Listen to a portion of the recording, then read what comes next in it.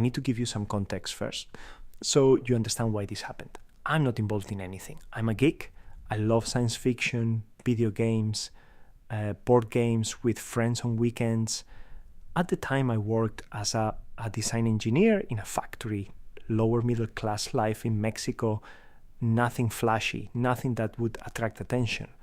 But my sister has a high-ranking position in public security, government work, the kind where you make decisions about cartel operations, about arrests, about where resources go, the kind of job that puts targets on people, not just on her, on everyone around her. That's why they came for me.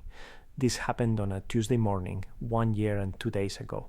But it didn't start that Tuesday. It started weeks before. I've been feeling it for a while. That sensation that you're being watched, that a car stays behind you a little too long, that the same vehicle shows up on your street 2 nights in a row. I kept telling my family, my parents, my sister, I'd say, someone's following me. I'm not imagining this. They tell me I was being paranoid, that I was overreacting, that my sister's job was making me anxious, and I was seeing things that weren't there, but I wasn't. 3 weeks before it happened, I saw the same white pickup truck parked near my house on 3 separate occasions, different times of day, always within 2 blocks, always with someone sitting in the driver's seat doing nothing. 2 weeks before, I was coming home from a friend's house around 11 at night. A black SUV with tinted windows followed me for 15 minutes. Every turn it took. When I pulled into a gas station to see what it would do, it drove past slowly, then circled back and waited at the exit. I sat in that gas station for 20 minutes. Eventually it left. I told my sister. She said she'd look into it, but I don't think she believed me. 1 week before it happened, I was leaving work late. Around 9 p.m., I saw a man standing across the street from the factory entrance, just standing there watching. When I got in my car, he pulled out a phone and made a call. I drove home a different route that night. And then came Tuesday. I was on my way to work. My shift started at 6 a.m., so I left the house at 5:25 like I always did. That morning, I was driving my dad's SUV instead of my usual sedan. My parents were on vacation in Cancun, and I was supposed to pick them up from the airport after work. The sun wasn't up yet. The streets were still dark, quiet. When I pulled out of my driveway, I saw another SUV parked about a block down. Dark color, maybe black or navy, tinted windows, engine running, a guy in a baseball cap sitting in the driver's seat. I slowed down as I passed, looked directly at him. He looked down immediately, covered his face with his hand. My gut told me something was wrong, but my family's voice was in my head. You're being paranoid. You're overreacting. So I kept driving. To get to work, I have to go through one of the roughest neighborhoods in the city, poorly lit, narrow streets, high crime, the kind of place where you don't stop at red lights if you can help it. It's a 2-lane street, one-way traffic. I was in the right lane, going maybe 35 miles per hour. A black Jeep Cherokee came speeding up the left lane and blew past me, fast, aggressive. It cut in front of me and kept going. At the end of the street, I needed to turn right to get to the factory. The Cherokee stopped, dead stop, right lane, directly in front of me, turn signal on. Blinking left. I thought it was weird. If you're turning left, why are you in the right lane? But I didn't want to be an asshole and honk. I figured maybe the driver was confused, maybe lost. I gave them a few seconds to figure it out. That's when I heard the tires. A Ford Explorer came screaming up the left lane from behind me and slammed to a stop right beside my driver's side door. 4 men got out. 3 had guns, K-47 style rifles. 1 had a wooden baseball bat. It happened in seconds, maybe 3, maybe 4. The guy with the bat ran to my window and swung. The glass exploded inward. Shards everywhere, in my lap, in my hair, across my face. He swung again and hit me in the side of the head. I I felt the impact before I felt the pain. Yeah, another guy shoved a gun through the broken window. The barrel was inches from my face. He pressed it to my temple. He said, "Esto es de verdad, pendejo. Bájate del carro. This is real, asshole. Get out of the car." I could see the other two moving toward the passenger side. One of them had his rifle aimed at the windshield. The other was trying the door handle. I need you to understand something. In that moment, I knew this wasn't a carjacking. If they wanted the SUV, they would have just taken it, pulled me out, beaten me, driven off. That's how carjackings work. But there were 4 of them, 2 vehicles blocking me in, coordinated, planned. And I felt someone following me for weeks. I'd seen the guy outside my house that morning. I knew what my sister did for a living. They weren't there to steal a car. They were there to take me. And if they took me, I was dead. Maybe not immediately. Probably not immediately. But eventually. Torture first, questions, then death. That's how it works with the cartels. That's what they do to the families of people who get in their way. So I made a decision. I didn't think about it. There wasn't time to think. My body just moved. I stepped on the gas. The SUV lurched forward. I smashed into the back of the Cherokee. Metal crunched. The guy with the bat stumbled backward. I yanked the wheel left and floored it. The SUV shot through the gap between the Cherokee and the Explorer. I felt the impact on both sides. Scraping, grinding. I heard someone scream, and then I felt the bump. I ran over one of them. I don't know which one. I didn't look back. I was doing 60, 70 miles per hour down a residential street. The engine was roaring. I was laying on the horn, holding it down, trying to make as much noise as possible so people would wake up, look outside, call someone. I could see headlights in my rearview mirror. They were following me. My plan was to get to my workplace. It was maybe 2 miles away.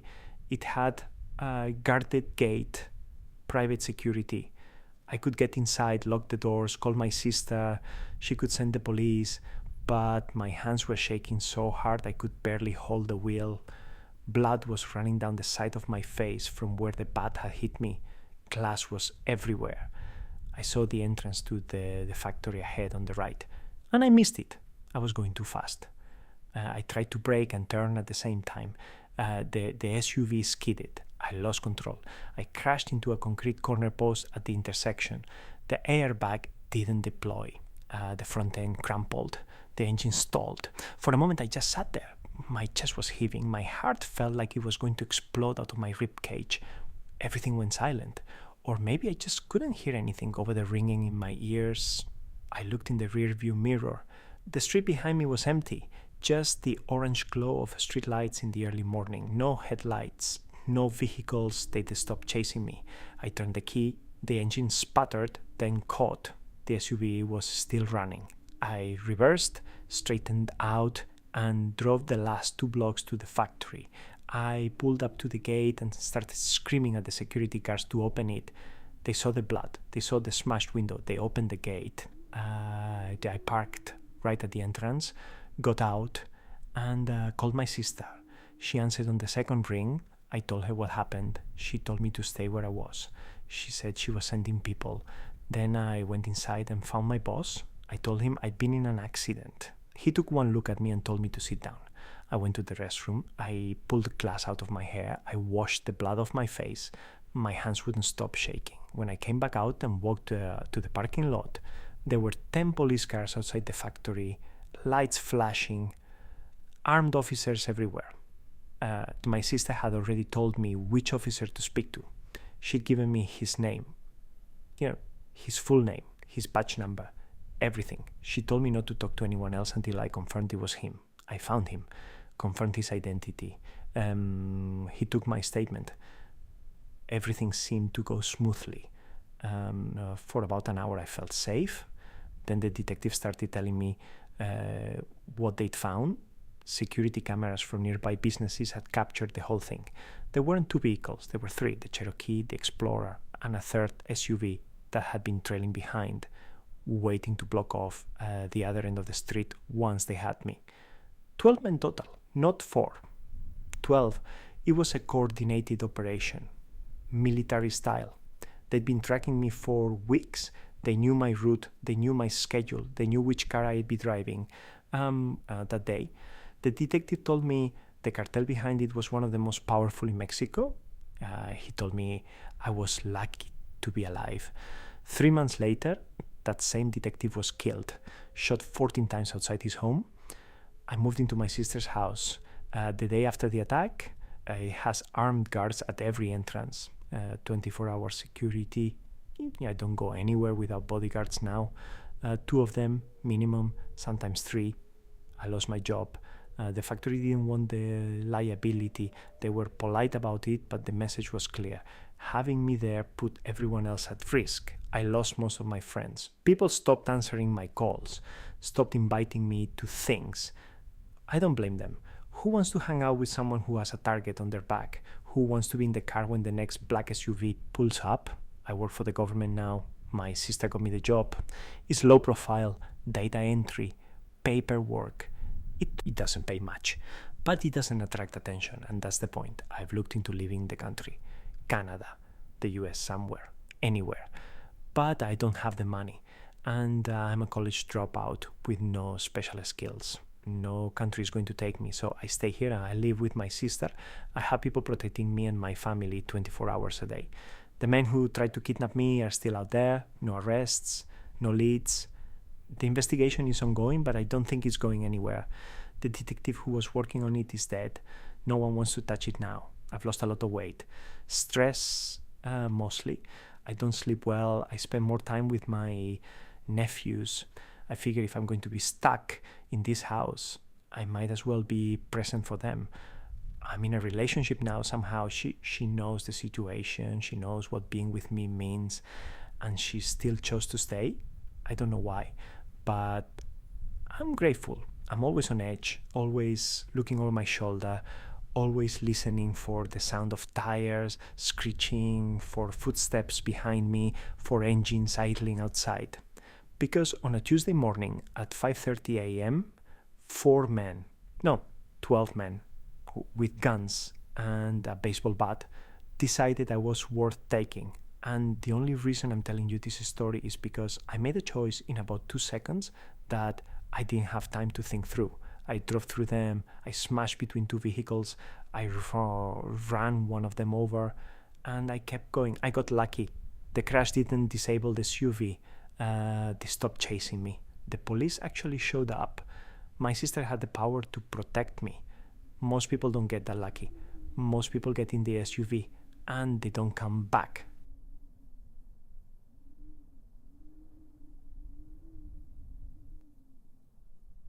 I need to start with something very clear. I'm not using real names. I am not naming the exact location. I'm not revealing anything that could put me or my family at risk. If you know Sinaloa, you already understand why. This happened on January 6th of the last year. I was 19 years old. My father hauls cattle for a living. Sometimes I go with him, I help with the loading, make some money.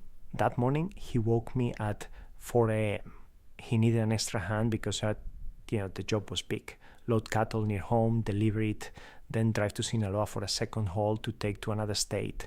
I'd been to Sinaloa with him before, multiple times. You get used to certain things when you cross into that state. You see convoys, white vans, with no plates, tinted windows, moving fast, armed men in trucks.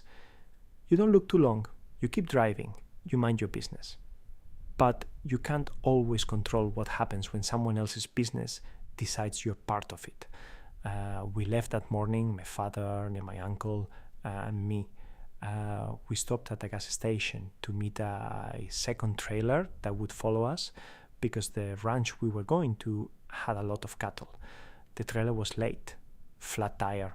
We waited an hour and a half. When we finally left, a guy got into the cab with the other trucker, someone local who knew the roads, who was supposed to guide us to the ranch. We crossed into Sinaloa. The white van passed us going the other direction. No plates. Tinted black, full speed. We looked, we said nothing, we kept driving. 20 minutes later, we arrived. The ranch was large, near a place called El Gualamo outside Villa Union. The guy riding with the trucker got out to open the gate. The trailer went in first. We followed. was recording on my phone. I thought it would be cool. A big ranch, my dad's truck pulling in behind the trailer. Stupid kid shit. And then my uncle said, armed men coming toward us. I looked up. There were 5 of them, maybe 6, walking fast. K-47s raced. Some had balaclavas. Some didn't bother. They wore tactical vests, boots, the kind of gear you see in news footage after a shootout. I dropped my phone into my lap immediately. I thought they were going to shoot me for filming. They surrounded the truck. One of them yanked the door open and shoved the barrel in my father's face. Wallets, phones, everything. Now. We handed it over. No questions. No hesitation. They pulled us out. Told us to walk toward the main building. I could barely feel my legs. There were more of them inside. 3 other men were already face down on the ground. They'd arrived earlier to haul machinery. Wrong place, wrong time. Same as us. 2 other guys, the ones who work security at the ranch, were on their knees. One of them was being beaten, blood running from his nose, his mouth. A sicario standing over him, hitting him with the stock of his rifle over and over. The boss was there, blonde, stocky, mid-30s, maybe older, blind in one eye, missing a finger on his left hand. He kicked the guy doing the beating and told him to stop. Then he turned to us. Who do you work for? My father told him the truth. We were hired to haul cattle. A job. That's it. We didn't know anything about the ranch, about what had happened here, about whatever this was. The boss laughed. This ranch, he said, belongs to the cartel del Chapo Guzman. It's been seized. And the man who sent you here, he's a dead man. Which means you're all dead too. I want to stop here for a second. Because I need you to understand something about fear. You think you know what it feels like. You think you've been scared before. A car accident, a close call, a bad moment. But there is a difference between fear and the certainty of death. There is a difference between panic and the cold realization that nothing you do will matter. I was 19 years old. I said goodbye to my family in my head. I said goodbye to my girlfriend. I accepted it, not because I wanted to, because at a certain point there your brain stops fighting and starts preparing. But then the boss said something else. You're going to help me move some things. If you do it right, you go home. If you don't, or if you try anything stupid, I'll kill you myself. 2 of them grabbed me and my uncle, put us in the back of my father's truck, put a sicario in the front seat with my dad, AK, across his lap. 3 other trucks formed a convoy around us. My father drove fast. The trailer still hooked to the back. I didn't know where we were going. I didn't ask. I just watched the road get narrower, more remote, more mountains, less civilization. We stopped once. A white van pulled up beside us. I made the mistake of looking. In the back of that van, through the window, I saw 2 men, tied plastic bags over their heads, still moving. I turned back around. I didn't say anything. My uncle saw my face. He didn't ask. We kept driving. We stopped at a dirt sports field next to the highway. My father, my uncle, and I were told to get in the cab together. The sicario stayed with us, gun on his lap, asking my father the same questions the boss had asked. Who sent you? Who do you work for? Why are you really here? My father gave the same answers. The sicario hit him lightly across the shoulder with the barrel. Do you have a problem? Do you have a fucking problem? We said nothing. He changed the batteries in his radio. For a moment, maybe 3 seconds, the gun was resting against the door. I thought about it. My uncle thought about it. We made eye contact. We didn't move. It wasn't worth it. 3 trucks arrived, loaded with tractors, trailers, machinery. The same guys who'd been face down at the ranch. They told us to follow a red pickup truck. We did. The convoy followed us. On the radio, I heard them talking. The other trailers, the one that had come with us, hadn't been escorted. They were looking for it. We passed through a small town at full speed, then onto dirt roads, agricultural fields, cattle land, empty. We stopped. The boss was there. He told us to unload everything. Fast! Then one of the sicarios shouted, "Monsters incoming!" Soldiers! They started snorting cocaine right there in front of us. One of them turned and offered it to me. Want some? calm your nerves. I shook my head. They told us to finish unloading, then get the fuck out. The boss said he had our IDs. He knew where we lived. If we talked, we were dead. If we didn't leave the red truck blocking the road like he told us, we were dead. Then they left. We unloaded the machinery with the other truckers as fast as we could. And then we drove. Yeah, the soldiers stopped us on half a mile up the road, rifles raised. They told us to approach slowly. The commander asked my father, where are they? My father lied. He said he didn't know what they were talking about. We were just hauling cattle and got lost. The commander looked at him for a long time. Then he let us go. We drove to Villa Union, found the other trucker who'd come with us. The guy who'd been riding with him had jumped off the trailer and run. We drove home without our phones, without our wallets, without money, without diesel, but alive. We found out later that the guy who jumped, the one who knew the roads, had called the ranch owner before throwing his phone away. The ranch owner sent the soldiers. That's the only reason they were there. That's the only reason we made it out. I got my phone back. 2 days later, I tracked it on my laptop. Once I got home, it was at the prosecutor's office in Sinaloa. They found it in one of the abandoned trucks. My mother cried when I told her. My girlfriend didn't speak for a long time when I called. I still don't know why we lived, and those other men didn't. I don't know why the boss decided we were useful instead of expendable. I don't know why the soldiers believed my father's lie. I just know that I was 19 years old and I spent 6 hours believing I was going to die in Sinaloa. And I was right to believe it because in Sinaloa, on a Tuesday morning in January, on a cattle ranch near El Gualamo, men like that boss decide who lives and who dies. And the only reason I'm telling you this story is because, for reasons I will never fully understand, he decided we could live.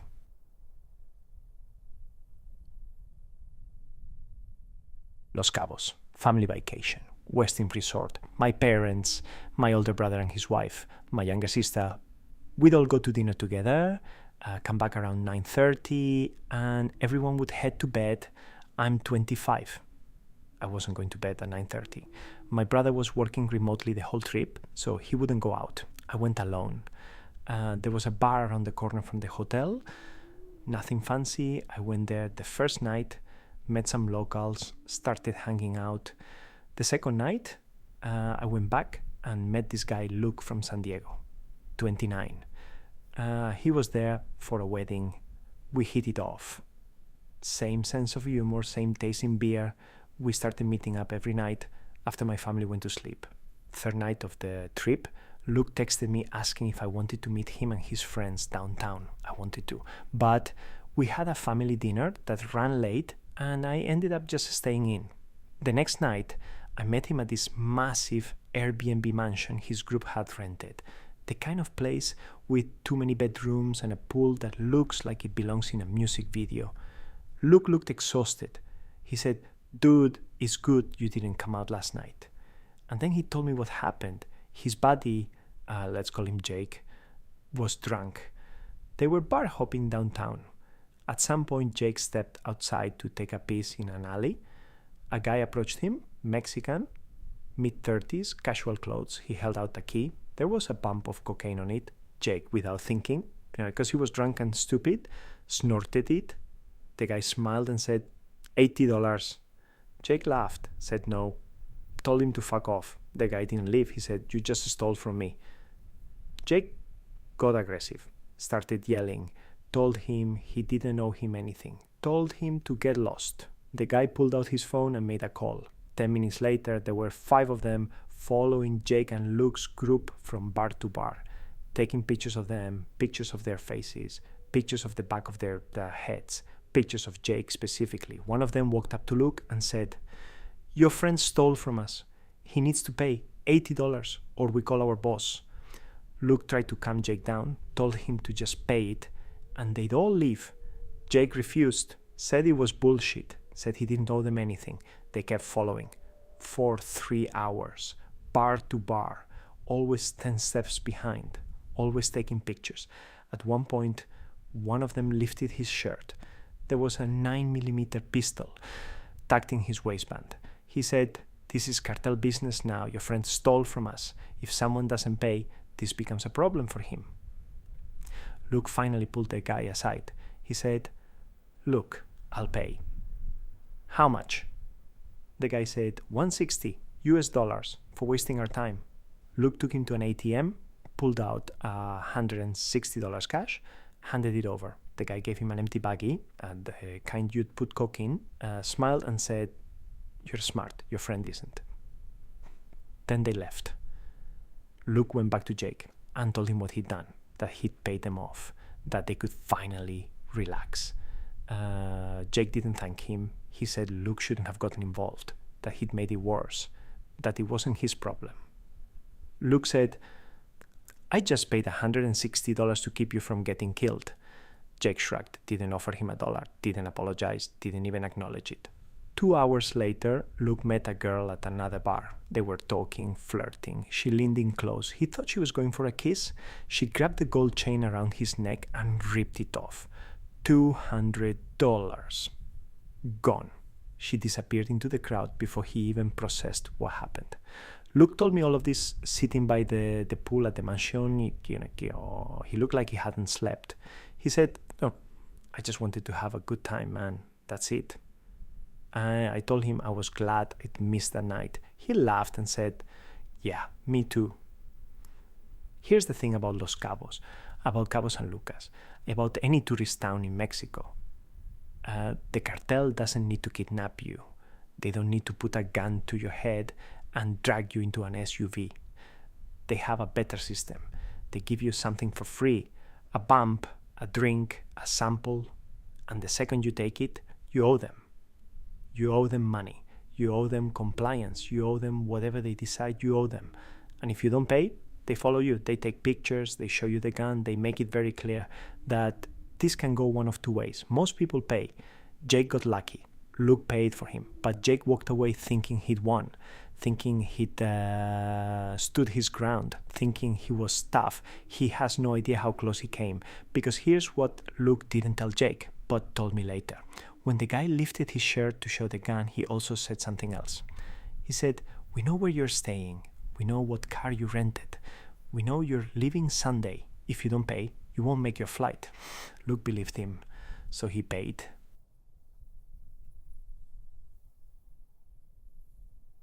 I grew up 20 minutes from the Mexican border. The city on the other side is called Reynosa. And before 2010, before things got as bad as they are now, crossing into Mexico wasn't a big deal. You'd go for shopping, for food, to see family. It was normal. My family went all the time. My mom has relatives there now, cousins, aunts, the kind of extended family that turns a quick visit into an all-day event. We'd arrive at 10 in the morning and leave around midnight. That's just how it was. Mexicans talk for hours. You accept it or you don't go. This happened in the summer of 2009. I was 16. We'd spend the day visiting family, doing some shopping. Around 11:30 at night, my mom got a call. One of our younger cousins had just gotten home. We'd missed her earlier. My mom wanted to see her before we left, so we went back.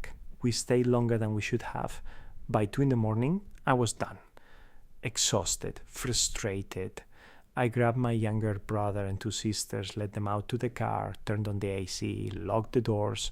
We all passed out almost immediately. I don't know how long I was asleep, but I woke up to blinding light. It filled the entire car. I couldn't see anything. I tried to shield my eyes, tried to orient myself, and through the glare, I saw my mom standing directly in front of our car. My cousin was beside her. Both of them had expressions I'd never seen before. I finally turned around to see where the light was coming from. A massive black Ford F-250.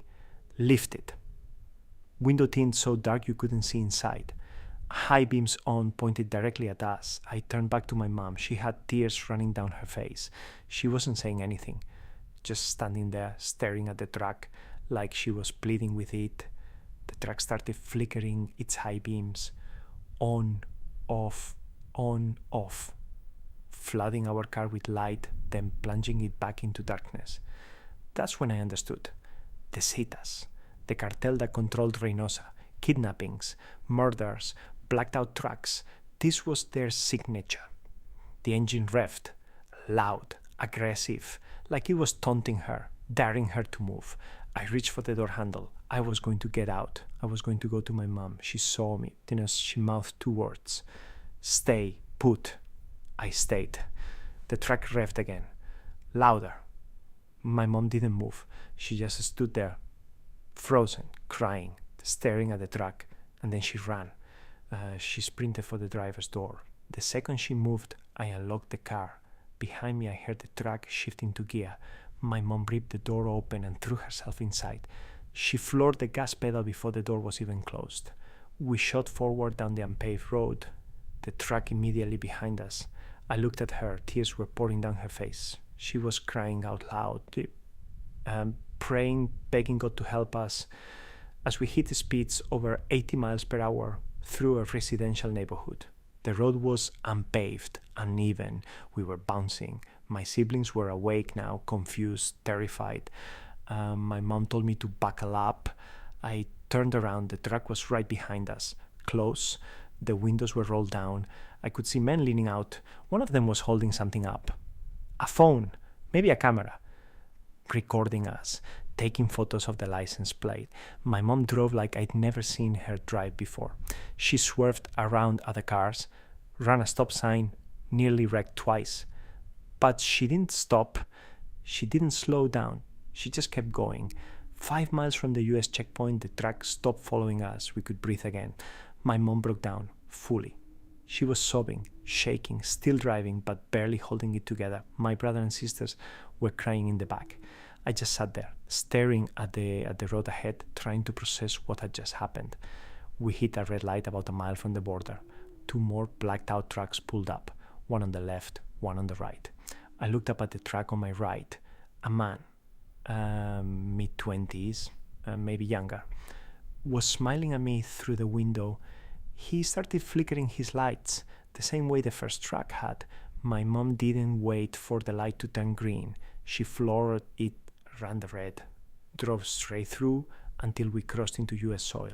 We reported everything to the Border Patrol. They took statements from all of us. They wrote it down. They said they'd pass it along, but there was nothing they could do. We didn't go back to Mexico until 2014. One of my aunts passed away. We had no choice. We still go back sometimes. Funerals, family emergencies. But it's different now. Helicopters patrol so low you can see the officers' fingers on the triggers of the mounted guns. Convoys of military trucks on every highway. Checkpoints everywhere. And every time we cross, I think about that night. I think about my mom standing in front of that truck, tears streaming down her face, knowing that if she moved wrong or said the wrong thing, we were all dead. I think about the men in the windows, the ones who were recording, the ones who had our license plate, our faces, everything. I think about the fact that we made it across the border, and I think about all the people who didn't.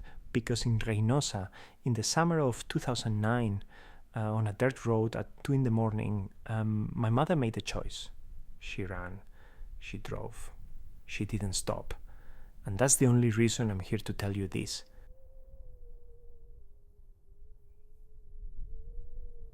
I grew up normal, American kid. Suburbs, sports, video games, the whole thing. My mom was Mexican, so her parents were from southern Mexico. My dad was white, but I looked Mexican. Dark skin, black hair. So that's how people treated me, and by high school, I fit in with the other Mexican-American kids. My Spanish was decent, good enough. That's how I met Jose. Jose transferred in from Culiacan, Sinaloa. Seemed like a regular kid at first, quiet, kept his head down, but then I noticed the music. Narco corridos, songs about Sinaloa Cartel hitmen. He listened to them constantly. His Instagram was full of cartel glorification, golden AKs, armored trucks, mansion parties. I asked him about it one day. He shrugged, said his uncles were involved, high-ranking members. He wasn't in the life yet. His mom had sent him north to live with his only non-cartel uncle. But Jose talked about joining like other kids talked about college, like it was his destiny. I wasn't interested. Honestly, it freaked me out. Then my parents died. Car crash, rainy night, both gone. My grandparents had already passed. My aunts and uncles had their own families to take care of. The only person who could take me and my younger brother was my aunt. She was young. She was sick, lupus. She tried, but she couldn't work. I had to support us. Jose offered to help. He knew people. We started small, running errands, facilitating deals, distribution work in the US. Nothing violent, just logistics. It went fine for 6 months. Then we got kidnapped. We were waiting on a sale, me, Jose, and another guy named Nacho. A black truck pulled up. 4 men got out, guns drawn. They grabbed us, zip-tied our hands, threw us in the back. They took us to a warehouse. Inside there were more men, young, plenty of street clothes. And then the boss walked in, suit and tie, looked like a businessman. He was followed by another man in a ski mask wearing a clear plastic rain jacket over his clothes. We were on our knees, on a plastic sheet. I understood immediately we were about to be executed. The man in the rain jacket picked up a baseball bat and walked over to Nacho. What happened next took about a minute. When it was over, Nacho wasn't recognizable. The man walked toward me. I begged. I told them I didn't know anything. Do whatever they wanted. He raised the bat. Then someone came running in, yelling in Spanish. The boss walked over. They talked. The man lowered the bat. The boss turned to us.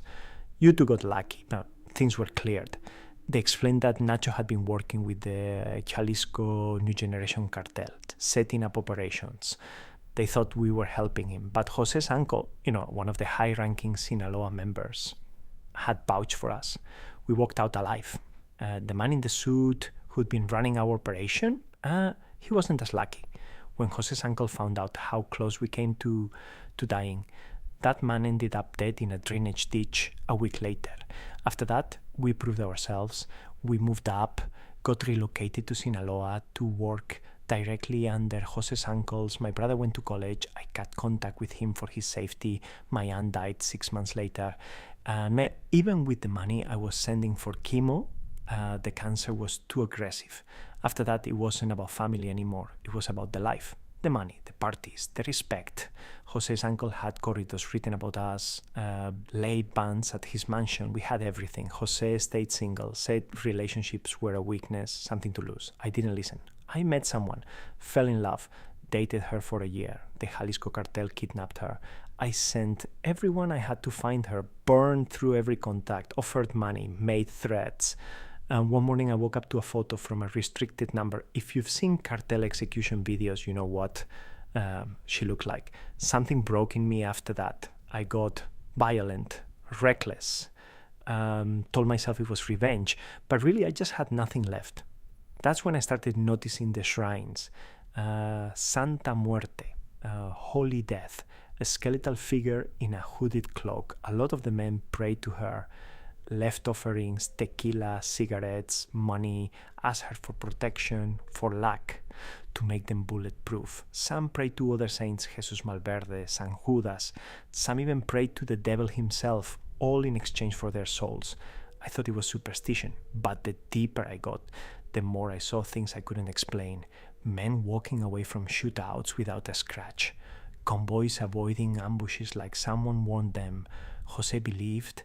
He prayed to her every night. His downfall came from his violence. He killed a fellow soldier who'd been meeting with the police chief to negotiate a buyout. The chief had federal connections. Suddenly, it wasn't just local police after us. It was the military. The leadership decided Jose was too hot. His own uncle put a hit on him. Jose only survived because he was hungover at a party and didn't go home that night. The hit squad waited at his house for 6 hours before giving up. I found out. I warned him. He ran. I knew they'd find out. I tipped him off. So I left too, took all the money I'd saved, got out.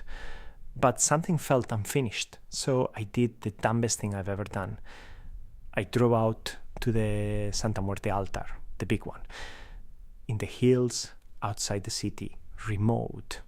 just a shrine on the side of a dirt road. I stood in front of it, stared at the skeletal figure draped in black, all the offerings at her feet, candles, flowers, bottles of tequila, and I destroyed it. I kicked over the statue, smashed the offerings, poured gasoline on the shrine, and lit it on fire. I don't know why I did it. Anger, spite, a final fuck you to the life I was leaving behind. I snuck back across the border that night, disappeared into the US, went on the run. Haven't heard from Jose since. But 3 days ago, I started seeing her, the shadow, in doorways, in reflections, in the corner of my vision. I hear whispers when I'm alone. I will take your soul for revenge. Her voice, cold, furious. I'm not superstitious. I wasn't raised religious.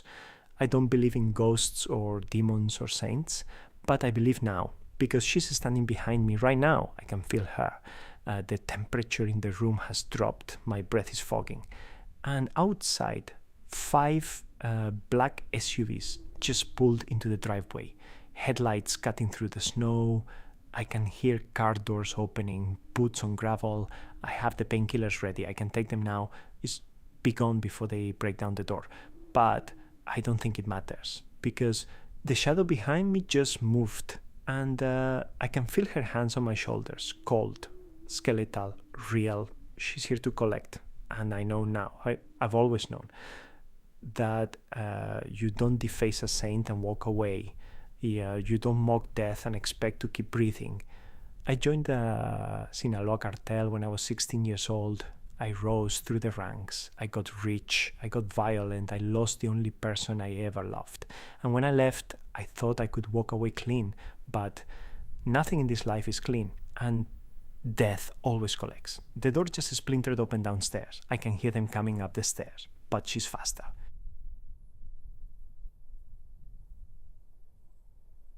I was caught 3 times. DEA, Border Patrol, State Police. I'm not in prison. Never spent a day in jail for any of it. How? Deny everything. And let me back up. 6 months. That's how long I was an active drug mule. Mostly operated within the US, but occasionally I'd run across the border from Mexico. After those 6 months, I moved up. I stopped being the mule and started recruiting them. Safer that way. I'd rather hire someone else, give them a percentage, and stay off the DEA's radar. But those first 6 months, that was me behind the wheel. I got into it because I was broke, living at home, minimum wage job, paying too much for a car I couldn't afford. 2014 model, $25,000, way over my head. I had a hunger for money and power. So I found a recruiter, someone who could get me in. The first job paid $3,000 for 2 days of driving. Drive from point A to point B. Don't stop except for gas and energy drinks. Wait in a hotel in the middle of nowhere while they unload the product. Drive home. Get paid. I wasn't nervous. If anything, I was excited. My recruiter called me every hour to check in. My best friend, a girl I'd known since high school, and it would text me every few hours to make sure I was okay. The drive was exhausting. When I finally got to the hotel, I had to wait 10 hours for them to unload the car. There was nothing to do. No bars, no restaurants, just a motel in the middle of nowhere in a state I'd never been to. When they were done, I drove straight home, 14 hours back, turned in the car, got paid $3,000 cash. I was hooked. I kept doing it because of her, my best friend. One afternoon, I was at a bar on my day off. I felt this unbearable pain in my stomach. I don't know why, but my first instinct was to call her. She was crying, not just upset, devastated. Something had happened. I won't get into what.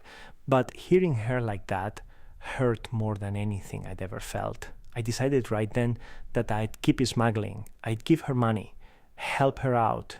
Because of me, she was able to put a down payment on a car. That's why I kept going. But it wasn't just about driving anymore. I had buyers, clients, powerful people who would buy large amounts frequently. I became the middleman between the cartel and these clients. My very first sale, I made $1,000 just for introducing 2 parties. $50,000 worth of product moved and all I did was make a phone call. After that, the cartel told me to stop smuggling. They said I was too valuable as a connector. But I kept doing it anyway. I liked the adrenaline. That's how I got caught the first time. The job was a convoy. 4 cars total. 1 lead car to speed ahead and draw any cops away from me. Me in the second car with the product. A buyer in the third car. My bosses in the fourth. We were moving 2 bricks of cocaine up north for a client who'd already bought from me before. This was delicate. High stakes. 10 hours into the drive, the 2 cars behind me started losing distance. I called them. They were 2 hours behind. I talked to the lead car. We decided to keep going. 8 hours later, I pulled into a gas station and ran into the lead car by coincidence. He told me the backup cars were now 4 hours behind. He wanted to stop and wait at a restaurant. I said no, we needed to keep moving. He agreed. We finally arrived at our destination around 10 p.m. There were 2 hotels right next to each other. My buyer wanted me to stay at the same hotel as him.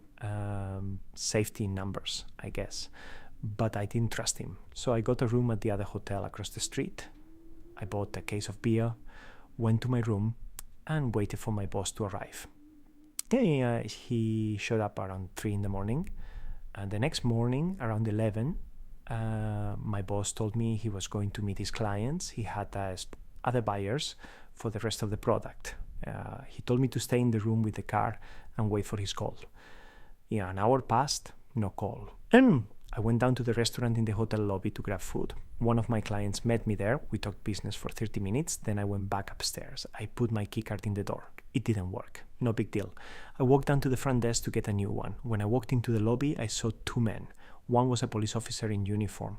The other was a DEA agent, Kevlar vest.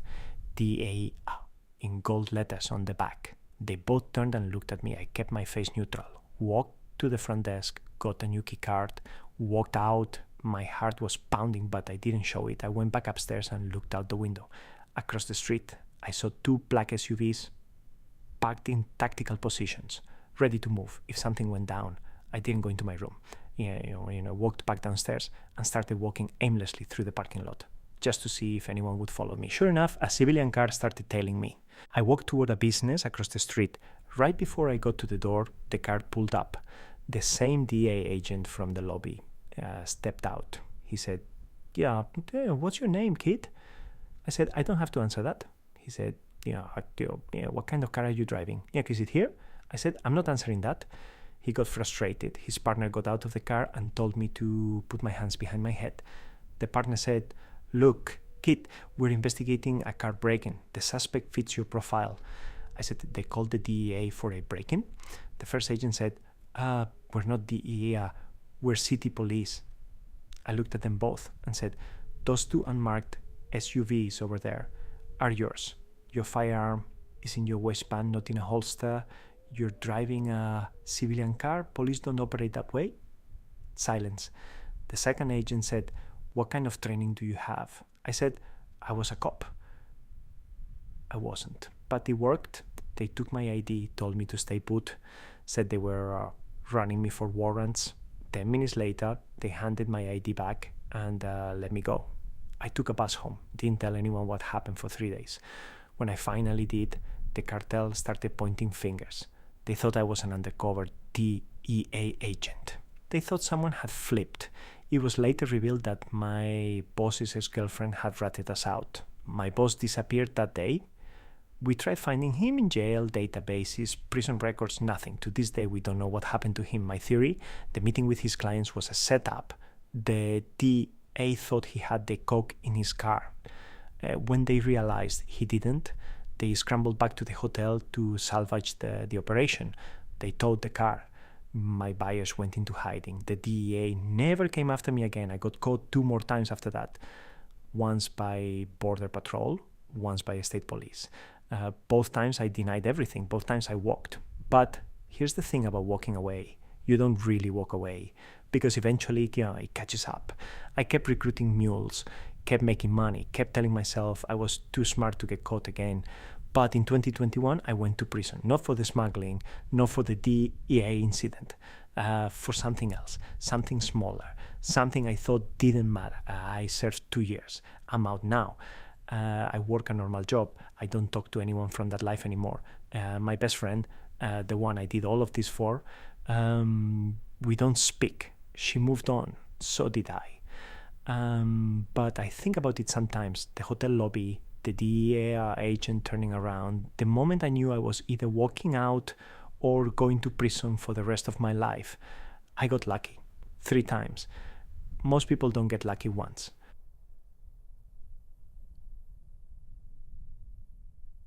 I'm 25 years old, and yesterday a man I've hated for 10 years handed me a gun and taught me how to shoot it in case the cartel shows up at my door. I have a 5-year-old son. I'm recovering from 2 back-to-back surgeries, and I'm sleeping in my kid's bed in an apartment I share with my ex-husband because I have nowhere else to go. Let me explain how I got here. My ex-husband and I have been separated for over a year now. We tried to make it work twice. Both times failed because he has a severe cocaine addiction that he was hiding from me and paying for with our rent money. The months before I finally left were hell. He was emotionally and mentally abusive, gaslighting me constantly, tearing me down, using my mental health issues against me whenever I tried to confront him about anything. So I moved out. I went to stay with my best friend and her family. It was good for a while, stable, safe, but then she was diagnosed with stage 4 cancer, and we all agreed it was best if I found somewhere else to live so she could focus on treatment without worrying about hosting me and my son. Problem was, I had nowhere else to go. My family isn't an option. I don't make enough money to afford my own place. So I ended up back at the apartment, back with my ex, sleeping in my son's twin bed because I refuse to share a room with him. It's temporary. That's what I keep telling myself. But I'm not the only person who moved in during the separation. About a year ago, my ex-husband's best friend moved into the second bedroom to help with rent. Let's call him Mike. I have hated Mike for the entire 10 years I've known him. He's an addict, not a recovering addict, not someone trying to get better. Just an addict who makes terrible decisions constantly and takes zero accountability for how those decisions affect everyone around him. This is the same guy who convinced my ex to do hallucinogens with him one night when I was out of town, and my ex was supposed to be watching our son. They took something they thought was one thing, and it turned out to be something else entirely. It was bad, really bad. My ex told me later he genuinely thought he was going to die that night while our 3-year-old was asleep in the next room. I only found out because I had a gut feeling and went through my ex's phone. He texted like 5 different people about it, about how scared he was, about how fucked up Mike had gotten them both. When I confronted him, he minimized it, said it wasn't a big deal. Mike never even apologized. So that's Mike. Yeah, that's the person living in the second bedroom of this apartment with me and my son. Yesterday I was in the kitchen making dinner for my 5-year-old. Mac and cheese, nothing fancy. Mike called me into his room. He shut the door behind me, and I immediately felt my stomach drop because I knew whatever he was about to say wasn't good. He pulled a gun out of his nightstand, a handgun. I don't know what kind. I don't know anything about guns. I've never touched one in my entire life. He said, if anyone knocks on that door, you need to cock this and carry it before you answer.